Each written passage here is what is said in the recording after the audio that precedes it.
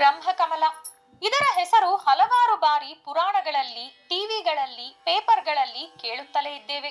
ಇದರ ಜನ್ಮ ರಹಸ್ಯವೇನು, ಈ ಹೂವಿನ ವಿಶೇಷಗಳೇನೆಂದು ಈ ವಿಡಿಯೋ ಮೂಲಕ ತಿಳಿಯೋಣ. ಪುರಾಣಗಳಲ್ಲಿ ಪ್ರಸ್ತಾವಿಸಿದಂತಹ ಈ ಬ್ರಹ್ಮಕಮಲ ವಾಸ್ತವದಲ್ಲಿ ಶ್ವೇತಕಮಲವೆಂದು ಪೌರಾಣಿಕರು ಕರೆಯುತ್ತಿದ್ದರು.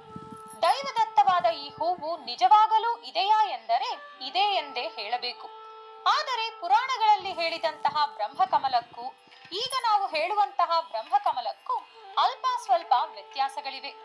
ಹಿಂದೂ ಮತ ಪುರಾಣಗಳು ಈ ಹೂವನ್ನು ಶ್ವೇತಕಮಲವೆಂದು ವರ್ಣಿಸಿದ್ದರೂ ಸಹ ಈ ಹೂವು ವಾಸ್ತವದಲ್ಲಿ ರಾತ್ರಿ ಸಮಯದಲ್ಲಿ ಅರಳುವಂತಹ ಕಾಕ್ಟಿ ಜಾತಿಗೆ ಸೇರಿದಂತಹ ಹೂವುಗಳು. ಈ ಹೂವನ್ನು ಸಸೊರಿಯಾ ಒಬ್ವಾಲಾಟ ಎಂದು ವಿಜ್ಞಾನದ ಭಾಷೆಯಲ್ಲಿ ಕರೆಯಲಾಗುತ್ತದೆ.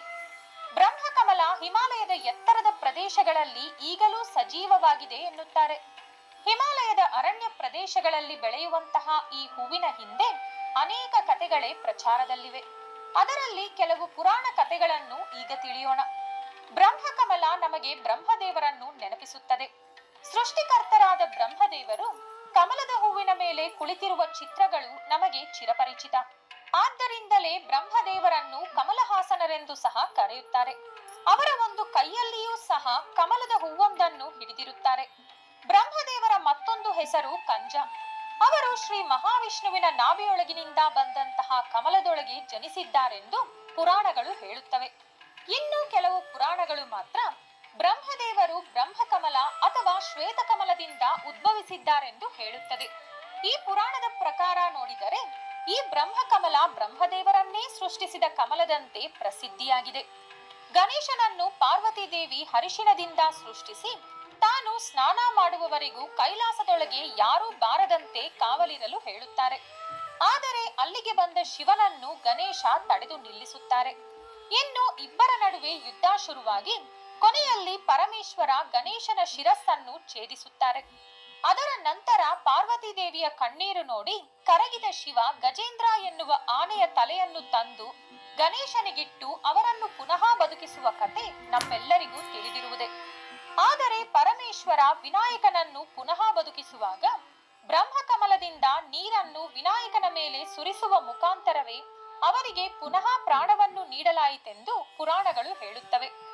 ಆ ಕಥೆಯ ಪ್ರಕಾರವೂ ಸಹ ಈ ಹೂವಿಗೆ ಪ್ರಾಣ ಕೊಡುವ ಶಕ್ತಿ ಇದೆ ಎಂಬುದು ತಿಳಿದು ಬರುತ್ತದೆ. ಆಧುನಿಕ ಶಾಸ್ತ್ರ ವಿಜ್ಞಾನದ ರೂಪದಲ್ಲಿ ಪರಿಶೀಲಿಸಿದರೆ ಈ ಹೂವಿಗೆ ಅನೇಕ ವೈದ್ಯಕೀಯ ಗುಣಗಳು ಇವೆ. ಮೊದಲನೆಯದಾಗಿ ಸ್ವರ್ಣಕಮಲದ ಬಗ್ಗೆ ನೋಡುವುದಾದರೆ, ಕೌರವ ಸಭೆಯಲ್ಲಿ ನಡೆದ ಕವಡೆ ಆಟದಲ್ಲಿ ಸೋತು ಪಾಂಡವರು ವನವಾಸ ಹಾಗೂ ಅಜ್ಞಾತವಾಸಕ್ಕೋದ ವಿಷಯ ನಮ್ಮೆಲ್ಲರಿಗೂ ತಿಳಿದಿರುವುದೇ.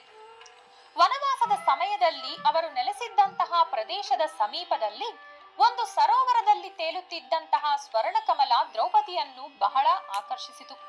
ಆಕೆ ಆ ಕಮಲವನ್ನೇ ನೋಡುತ್ತಾ ಸಂತೋಷದಿಂದ ಮೈಮರೆತಳು. ಆದರೆ ಈ ಕಮಲದ ಹೂವು ಎಷ್ಟು ಬೇಗನೆ ಅರಳಿತ್ತೋ ಅಷ್ಟೇ ಬೇಗನೆ ಬಾಡಿಹೋಯಿತು. ಈ ರೀತಿಯಾದ ಕಮಲದ ಹೂವುಗಳು ನನಗೂ ಬೇಕೆಂದು ಹೇಳಿ ಅದನ್ನು ತರಲು ತನ್ನ ಗಂಡನಾದ ಭೀಮಸೇನನನ್ನು ಕಳಿಸಿದಳು ದ್ರೌಪದಿ. ದ್ರೌಪದಿಯ ಕೋರಿಕೆ ಇಲ್ಲವೆನ್ನದೇ ತೀರಿಸುವ ಭೀಮ ಈ ಕಮಲದ ಹೂವುಗಳನ್ನು ಅನ್ವೇಷಿಸುತ್ತಾ ಅರಣ್ಯದೊಳಗೆ ಹೊರಟ. ಅದೇ ಪ್ರಯಾಣದಲ್ಲಿ ದಾರಿಯಲ್ಲಿ ಭೀಮ ತನ್ನ ಸಹೋದರನಾದ ಹನುಮಂತನನ್ನು ಭೇಟಿಯಾಗುತ್ತಾನೆ. ಅಲ್ಲಿ ಅವರಿಬ್ಬರ ನಡುವೆ ನಡೆದ ವಿಷಯವೂ ಸಹ ನಮಗೆ ತಿಳಿದಿರುವುದೇ. ಈಗ ಈ ವಿಡಿಯೋಗೆ ಆ ಕತೆ ಅವಶ್ಯಕತೆ ಇಲ್ಲ. ಹಾಗಾಗಿ ಕೇವಲ ಈ ಕಮಲದ ಹೂವಿನ ಬಗ್ಗೆ ಮಾತ್ರವೇ ಮಾತನಾಡೋಣ. ಸಾಧಾರಣವಾಗಿ ಗುಲಾಬಿ ಬಣ್ಣದಿಂದ ನಮಗೆ ಕಾಣಿಸುವ ಕಮಲದ ಹೂವುಗಳು ಪಳಪಳನೆ ಹೊಳೆಯಲು ಕಾರಣ ಅದಕ್ಕಿರುವ ದೈವಶಕ್ತಿ ಎನ್ನುತ್ತಾರೆ ಪಂಡಿತರು. ಇದನ್ನು ಕೋರಿಕೆಗಳು ನೆರವೇರಿಸುವ ಕಮಲವೆಂದು ಸಹ ಹೇಳುತ್ತಾರೆ. ಅತಿ ಅಪರೂಪವಾಗಿ ಕಾಣಿಸುವ ಈ ಶ್ವೇತ ಹಾಗೂ ಸ್ವರ್ಣ ಕಮಲದ ಹೂವುಗಳನ್ನು ನೋಡಿದವರು ಯಾರಿಗೇ ಆದರೂ ಅವರ ಕೋರಿಕೆಗಳೆಲ್ಲವೂ ನೆರವೇರುತ್ತವೆ ಎಂಬ ನಂಬಿಕೆ ಬಹಳ ಜನರಲ್ಲಿದೆ. ಆದರೆ ಸಾಧಾರಣವಾಗಿ ಈ ಕಮಲ ಅರಳುವುದು ನಮಗೆ ಕಾಣಿಸುವುದಿಲ್ಲ. ಕೇವಲ ರಾತ್ರಿ ಸಮಯದಲ್ಲಿ ಮಾತ್ರವೇ ಅರಳುವ ಈ ಹೂವು ಕೇವಲ 2 ಗಂಟೆಗಳು ಮಾತ್ರವೇ ಜೀವಂತವಾಗಿರುತ್ತದೆ. ಅದು ಮಾತ್ರವಲ್ಲದೆ ಈ ಹೂವು ಕೇವಲ 14 ವರ್ಷಗಳಿಗೊಮ್ಮೆ ಮಾತ್ರವೇ ಅರಳುತ್ತದೆ.